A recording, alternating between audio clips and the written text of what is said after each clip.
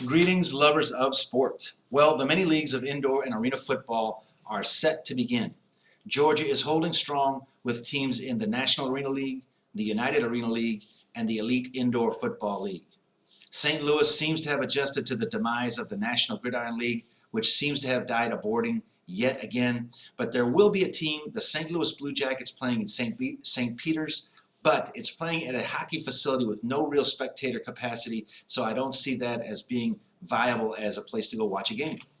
The IFL continues to get stronger.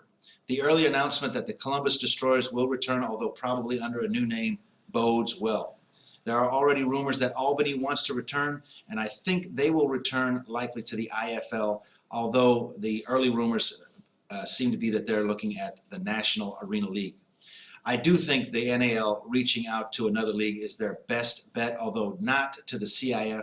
I think they will do well to go for a hat-in-hand merger with the IFL. I also think that San Jose was a great market for the Arena League, and it needs to be revisited. If Oakland, Spokane, and Boise, Idaho were to get together with San Jose, that would make a tight little Northwest formation that would make that division good for whatever league they were in.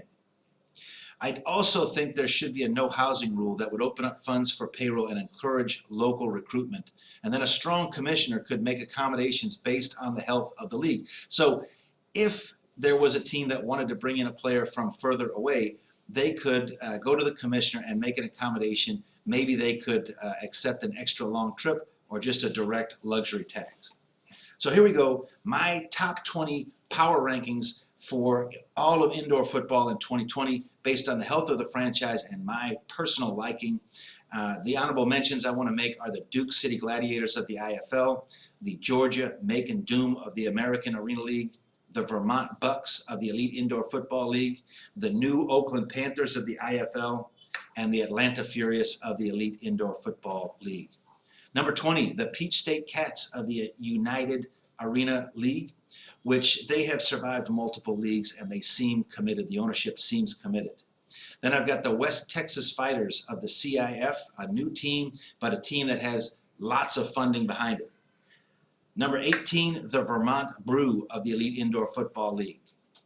Number 17, the Reno Express of the America West Football Conference. Of that little league, the only team that I think is really strong is the the Boise Horsemen, but Reno, I think, could survive and make it to another league.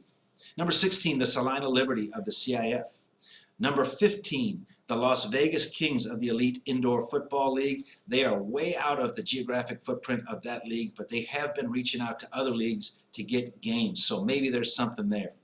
Number 14, the Omaha Beef of the CIF. I will see the Beef play at some point. Number 13, the Wichita Force of the CIF. Number 12, the aforementioned Idaho Horsemen of the American West Football Conference.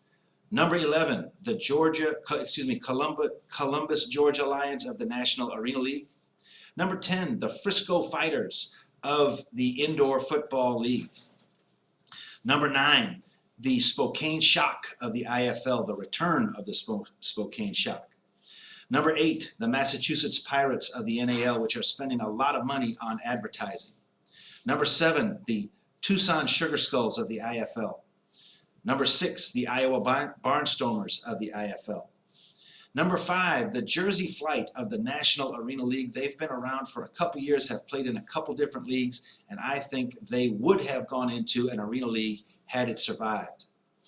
The number 4, I've got the Iowa Barnstormers of the IFL.